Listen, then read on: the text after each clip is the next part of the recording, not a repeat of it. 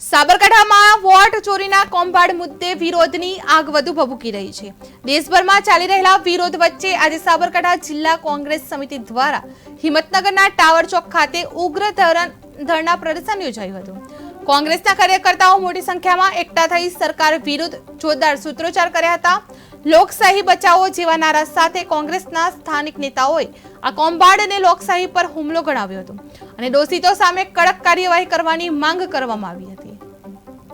આયોજન થયું હતું અને એમાં પણ મોટી સંખ્યામાં કાર્યકર્તાઓ આગેવાનો સાથે પ્રજાજનો જોડાયા હતા। તેના ભાગરૂપે આ વોટ ચોરો ગાદી છોડો અભિયાનના ભાગરૂપે આજે ફ્રન્ટલ સેલ ડિપાર્ટમેન્ટ જેવા કે Mahila Congress, NSUI, Sevadal, youth Congress, doctor cell, Maldhari cell, legal cell, SC, ST, OBC, minority cell અને તમામ સેલ ડિપાર્ટમેન્ટ જે અમારા કોંગ્રેસ પક્ષના છે એમના થકી આજે સમગ્ર દેશની અંદર ધરણા પ્રદર્શનનો કાર્યક્રમ રાખવામાં આવ્યો હતો। વોટ ચોરો ગાદી છોડોના અભિયાનના પણ આયોજન થયું હતું અને એમાં પણ મોટી સંખ્યામાં કાર્યકર્તાઓ આગેવાનો સાથે પ્રજાજનો જોડાયા હતા। તેના ભાગરૂપે આ વોટ ચોરો ગાદી છોડો અભિયાનના ભાગરૂપે આજે